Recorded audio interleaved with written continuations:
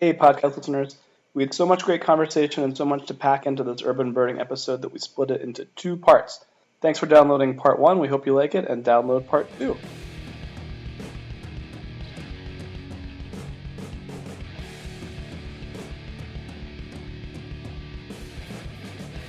For me, birds is a great way of connecting with people. For me, it's a great way of sharing. I know it sounds corny, but sharing love.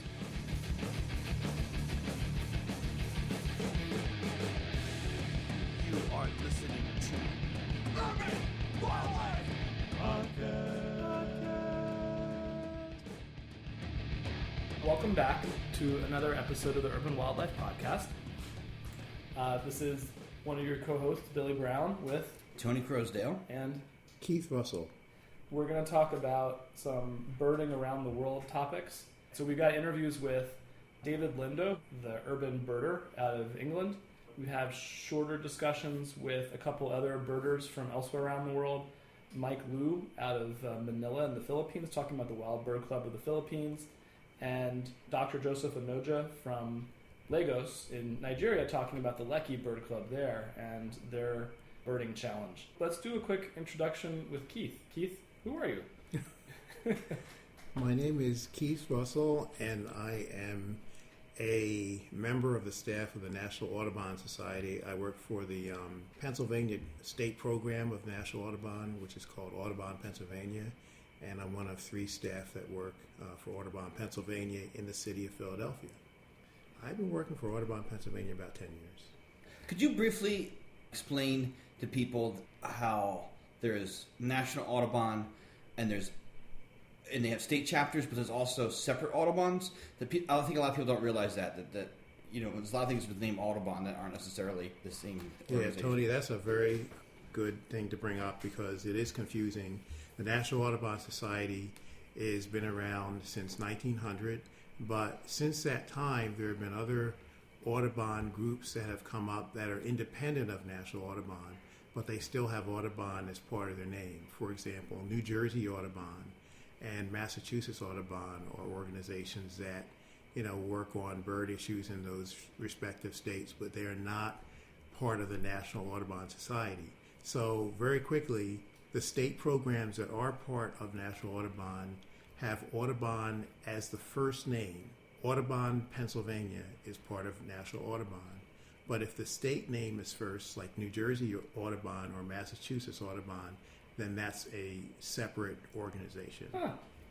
We do work together, and obviously we have overlap in the things that we're working on all the time, but as far as, you know, them being part of the National Audubon Society, they're officially not part of the National Audubon Society. Okay. And to be honest, in a way for Bird Philly, when it comes to like the Parks and Rec angle, I'm almost reluctant to have Audubon involved. The perception would be that Parks and Rec just opened the gate in the morning, and then someone from Audubon led the walk. They people wouldn't realize that our own expertise was involved, because Audubon has such the perception, I think, in the public, if you're advocating for birds equals Audubon. equals Yeah. Audubon, Yeah. which is great for Audubon. There's a lot of power involved in that. But I mean, it's jokingly frustrating for people who, you know. Well, I appreciate your sharing your observations about that with me. So I will certainly be trying to be sensitive to the issue. Come on, that gloat about the park it. It's more of like Space it's twist. more of like a joke. But it's true. It does come up. If you're involved with birds, you always hear Audubon, Audubon, Audubon. And you know what? Audubon's done such great stuff. They deserve to have that reputation out there. So the minute, let's segue into talking about some of the stuff we're doing in Philadelphia. But first, how did you get involved as a Audubon outreach? Well, what's your title? I'm sorry. My title right now is Program Manager for Urban Conservation. How did you get involved as a program manager for urban conservation? Well, I started working with Audubon actually in 2003. I worked for the National Audubon Science Office, which is, Audubon has got all these different layers of, anyway, on our organizational chart. But this is part of National Audubon. They have several national offices. There's a policy office, there's a science office, and so on.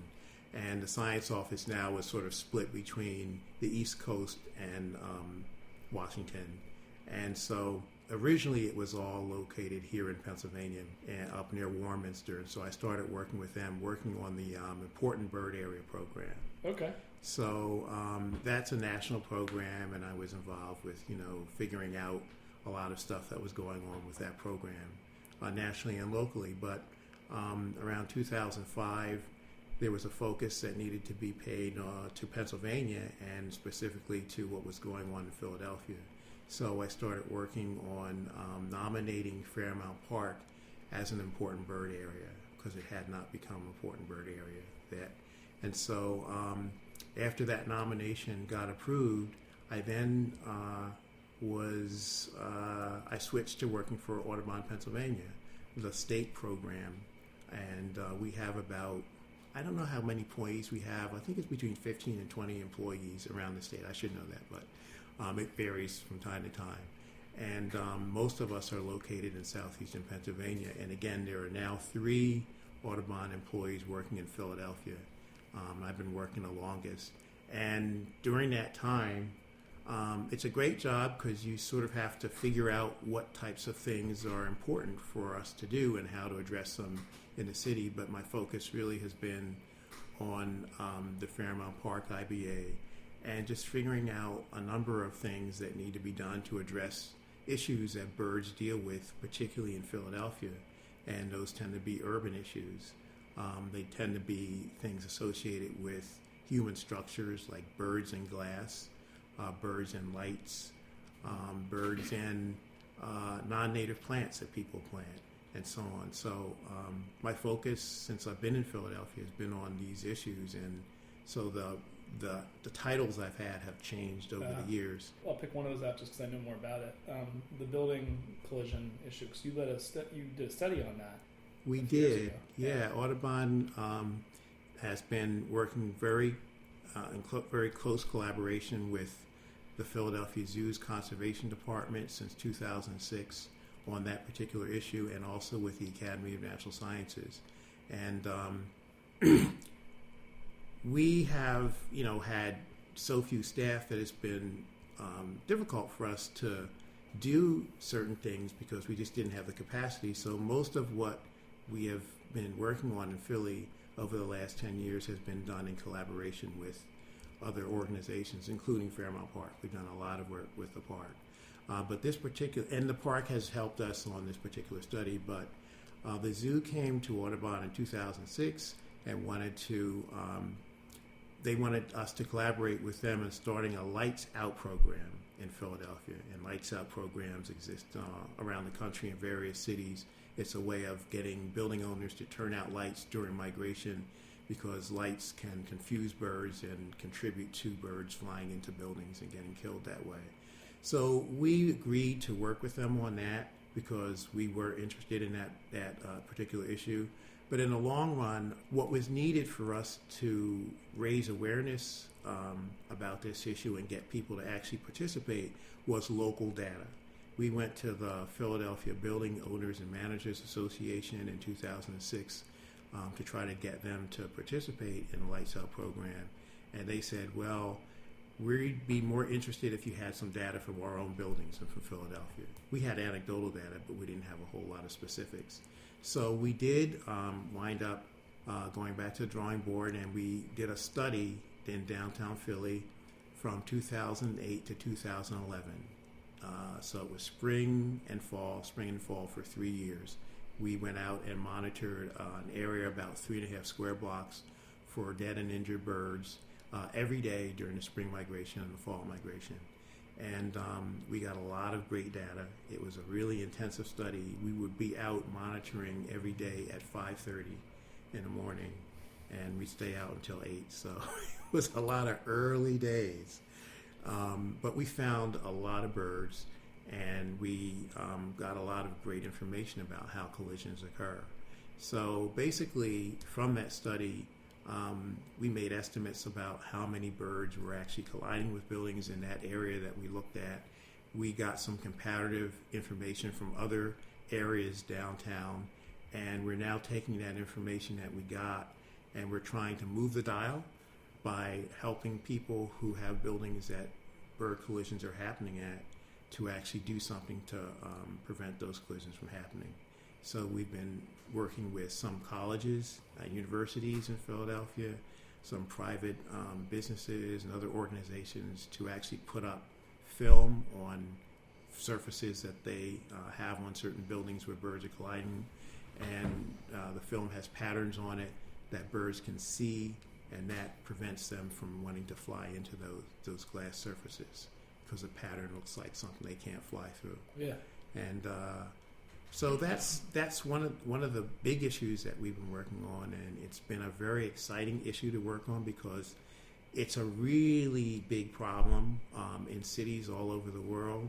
And there are estimates that anywhere from 300 million to 1 billion birds are colliding with glass on buildings and other man-made structures every year just in the United States. And from the data that we collected, we know that there are probably thousands to tens of thousands of birds colliding with buildings just in Center City. So it's a huge problem. It involves probably as many as 100 species in Center City, and everything from wild turkeys to ruby-throated hummingbirds. And we had a wild turkey that flew into a restaurant on Broad Street right near Temple University, of all places. It's hard to believe, but all kinds of birds are flying into I buildings. see them around Barsham's Gardens. I'm late to the club of realizing that wild turkeys fly.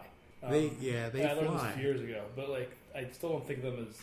I think of them as flying from short distances, from up in the tree where they'll roost back down to the ground, getting away from something for a little while, but not flying across the city.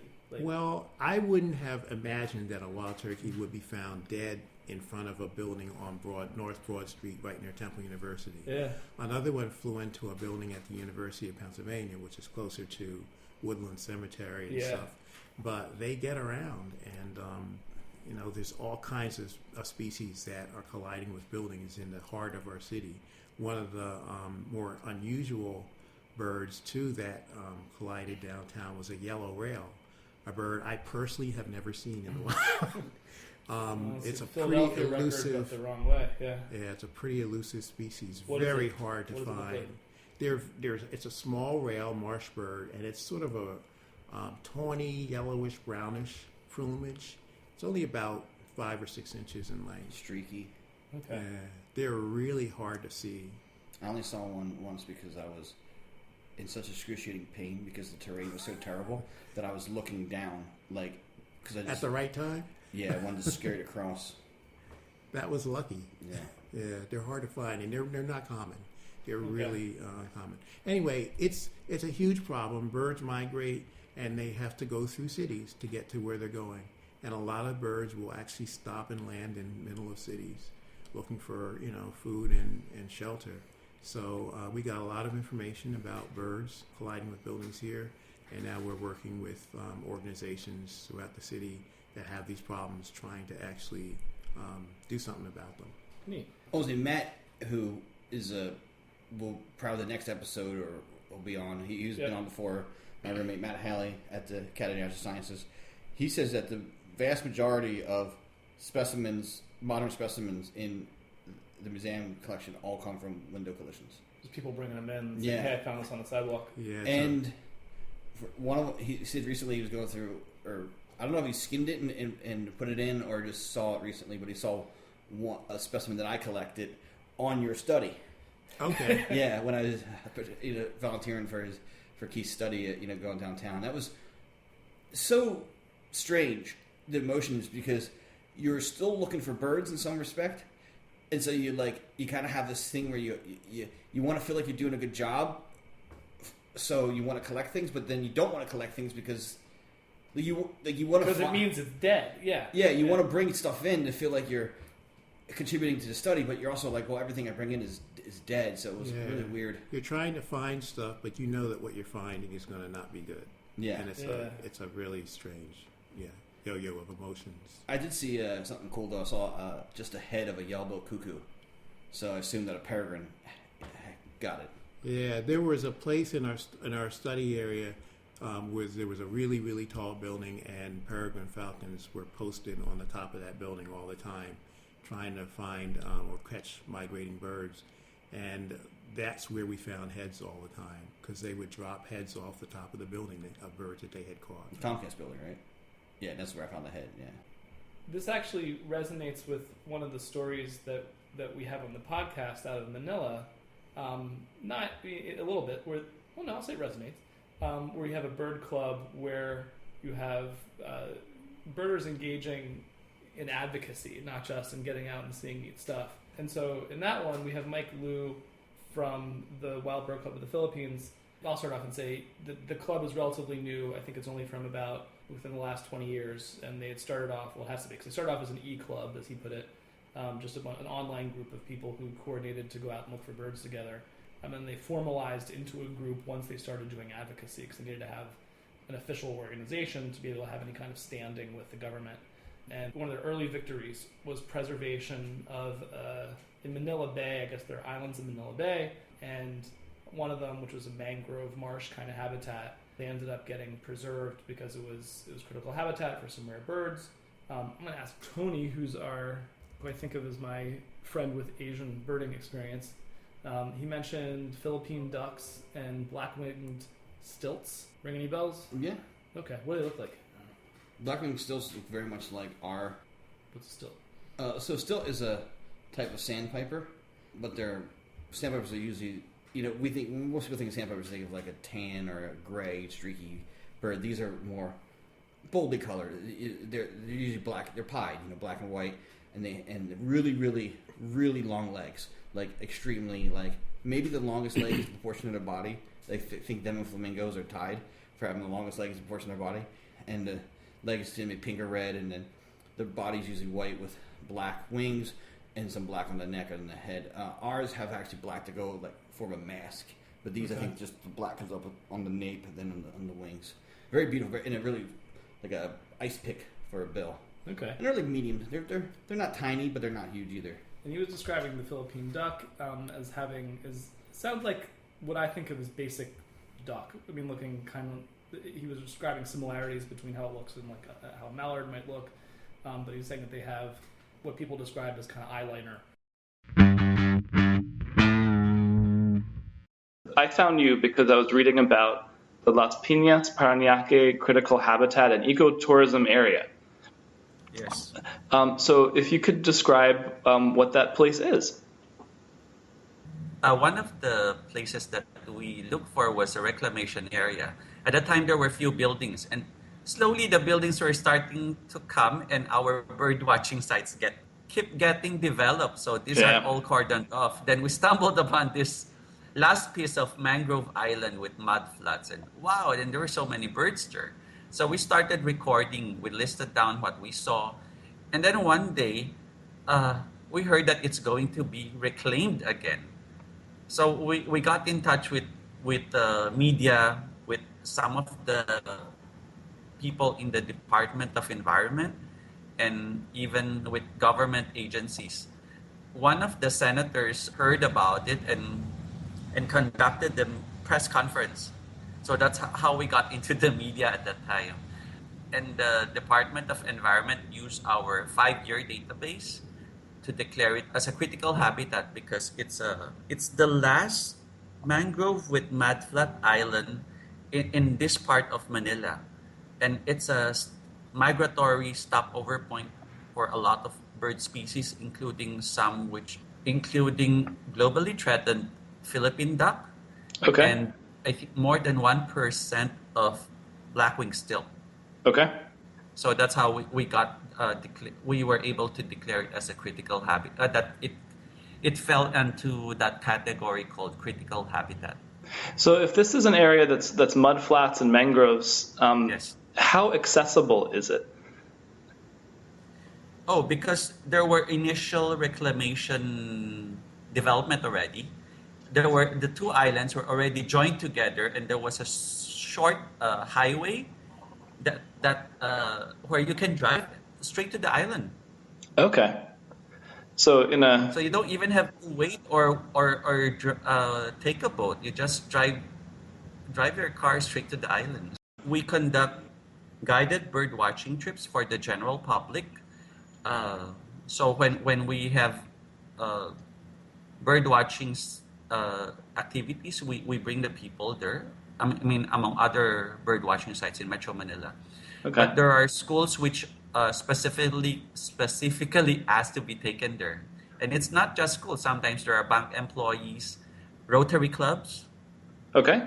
So slowly, people are getting are knew about the place, and because of what we had on the media campaign, a lot of people know about that place.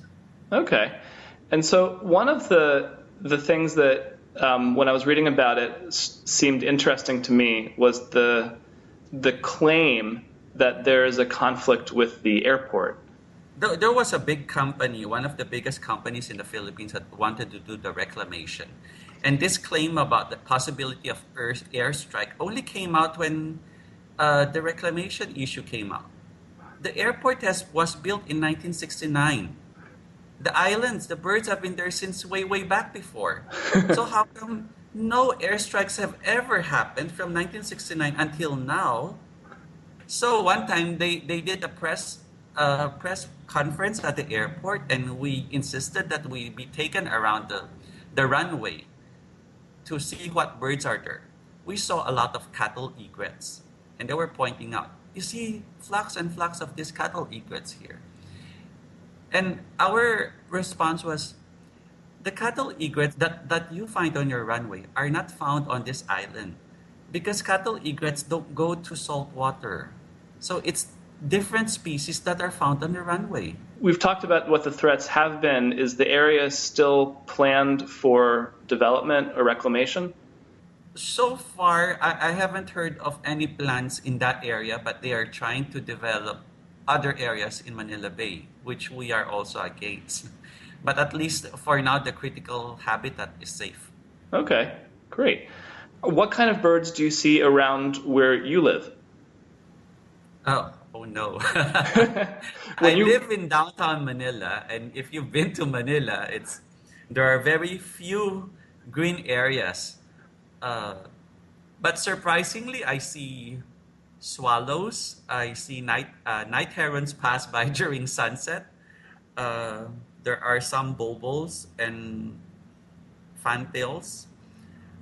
There was one time a friend was calling me to look up because a flock of buzzards passed by his house. So I ran out to the top of my building, and I saw like part of that flock. So it was so surprising to see them pass by the city. So maybe if we look up more often, we'd see more birds.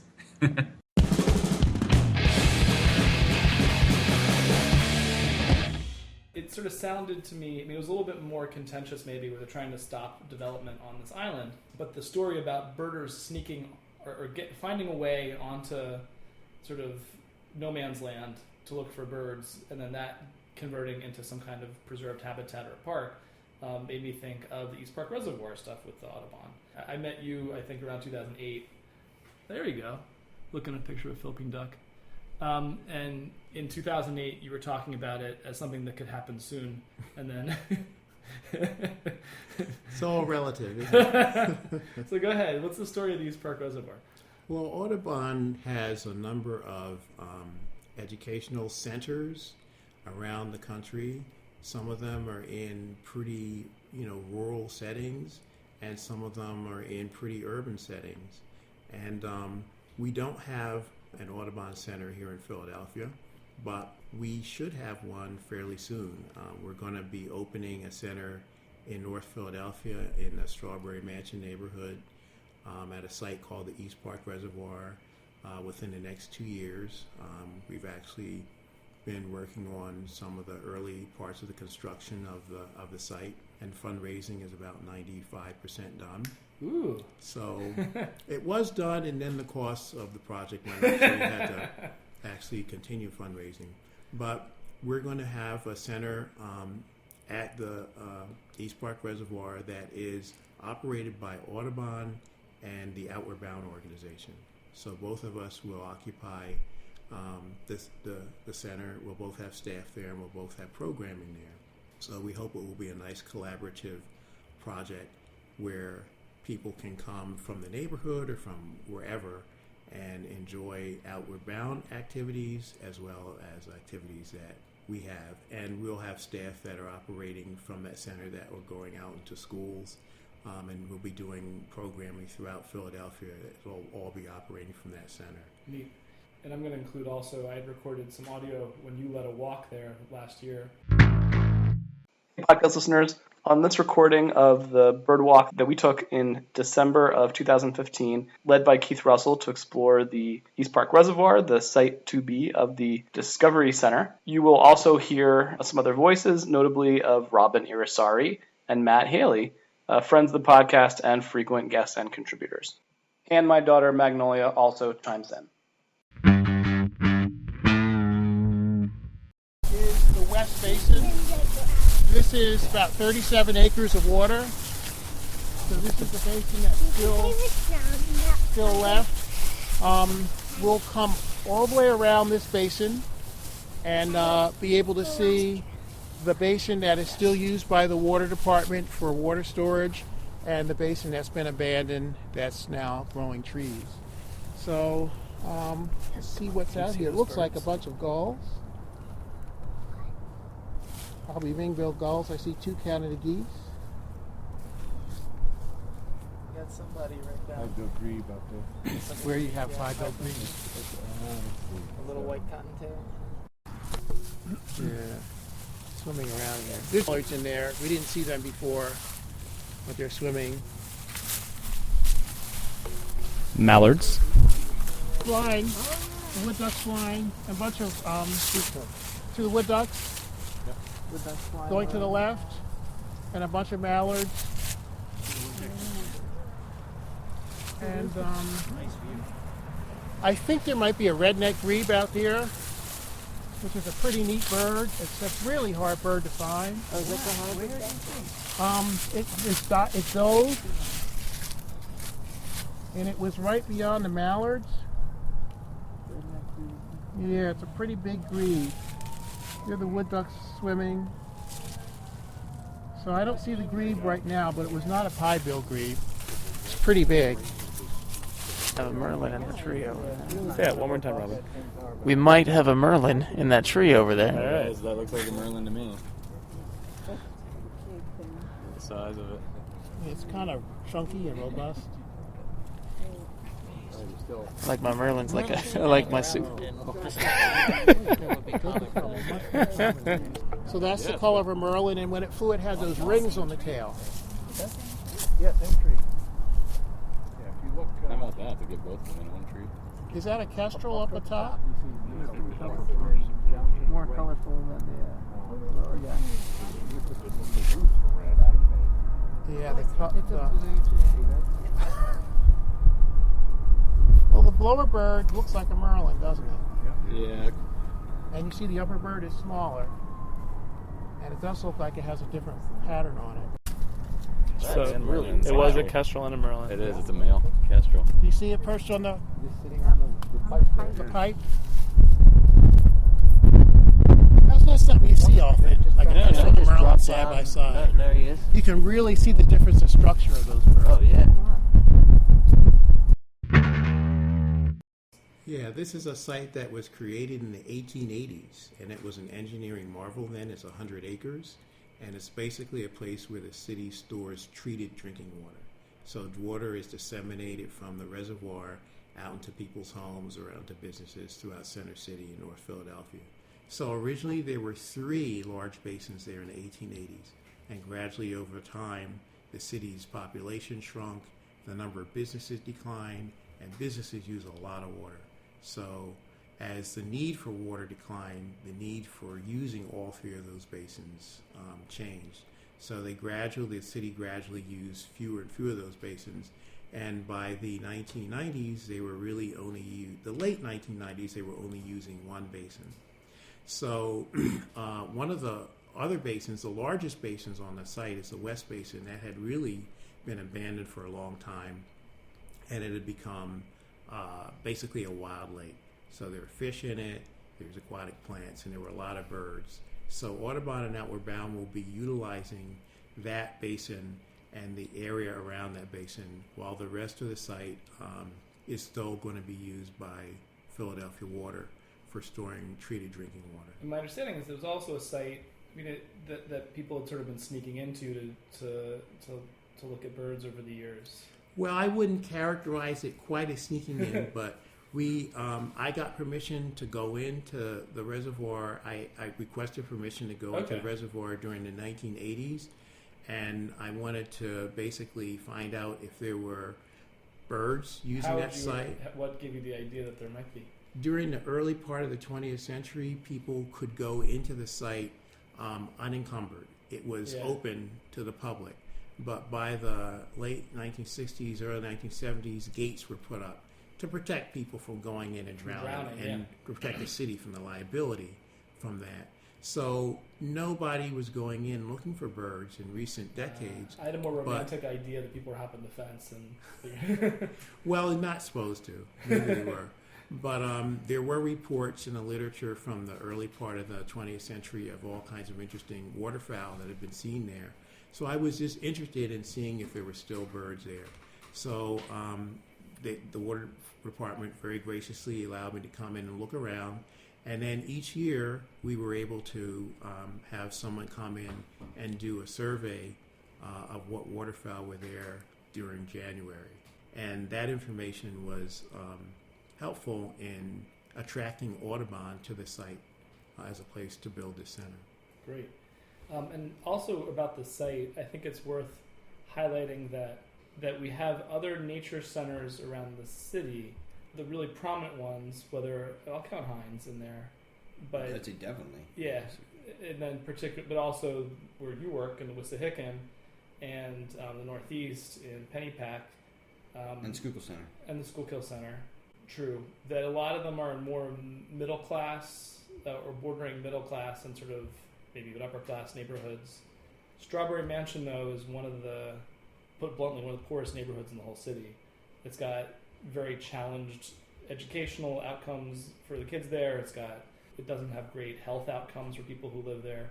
And so I've been such a huge fan of the project because it's citing an environmental education center in a place that you don't think of them usually.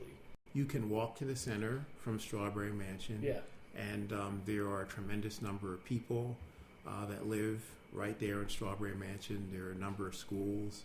And so, it's positioned in the park, but it's positioned very, very close to the neighborhood so that hopefully people in the neighborhood will want to have access to the center and use the center.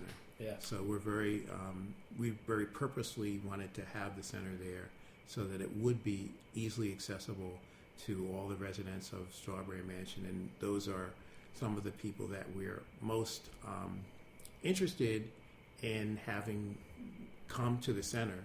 We have, over the years that we've been working on this project, we've worked with residents of Strawberry Mansion on this project, and they've been very much involved in what we're doing and how we're doing it.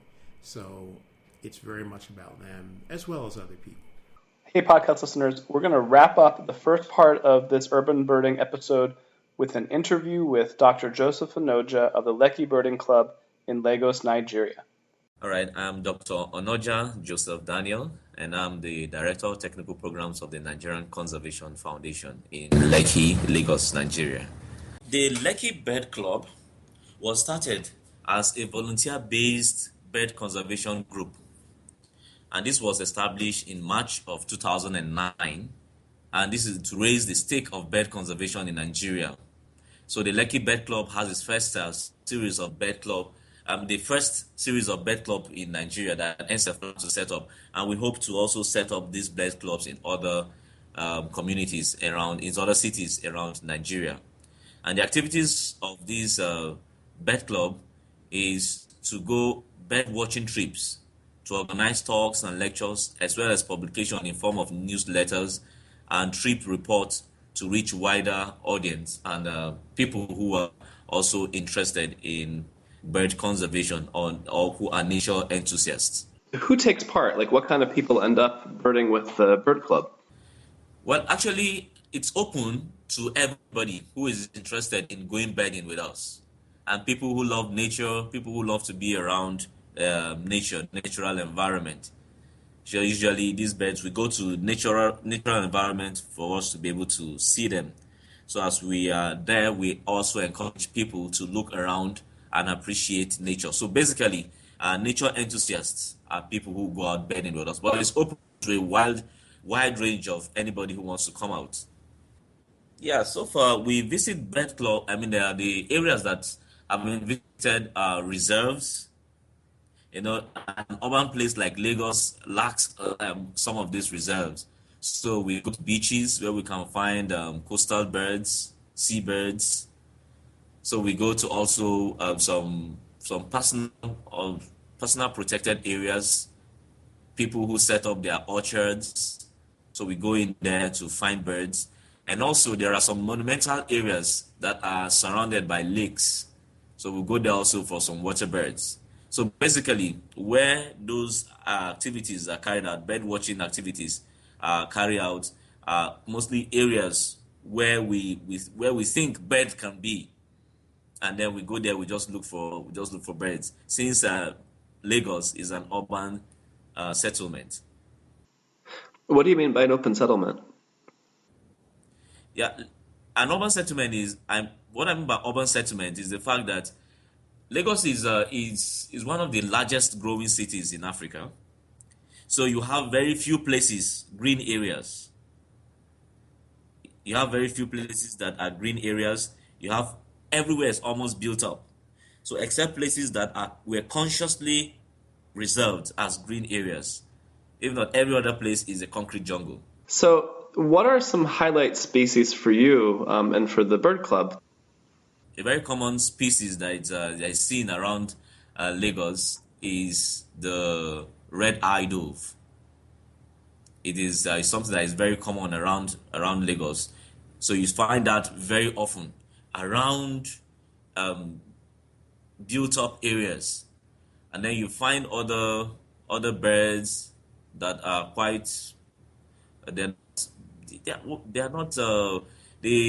can find them as they fly around because of the swampy nature of Lagos. You know, Lagos is a coastal town. Because of swampy nature, you find water birds flying around. Sometimes you see white-faced whistling ducks. They fly around. Yeah, sometimes also you see common laughing doves, common bubbles.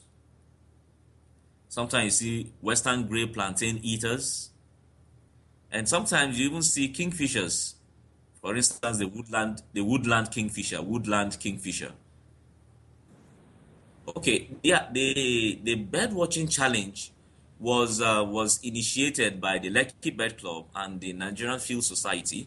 They invited interesting bird watchers with all kind of experience, with the different level of experiences. And the purpose of the event was to promote bird watching awareness on the environment and the protection of local habitat. And usually the competition began and ended in the Lekki Conservation Center along the Lekki Expressway. So where they had a team of 3 to 5 members who can compete in full 12 hours, that is half day. And they won for shorter hours of shorter time of 6 hours. And individuals that do not have a team will be paired with other groups who want them to participate with them. So the teams that spot the most species of wild, free living birds will be declared the winners. So in the way that you stimulate people. You know, sometimes bird watching also has to do with a conscious effort.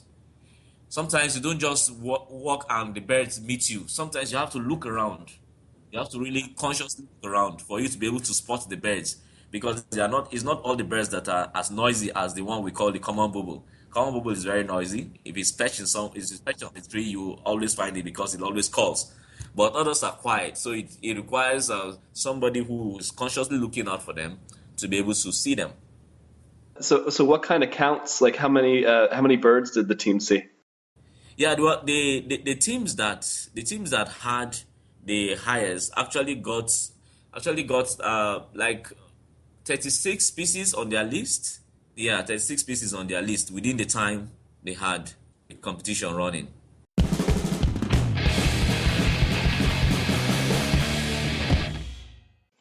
podcast listeners, this ends part 1 of our urban birding episode. We hope you enjoyed it and download part 2. Thank you.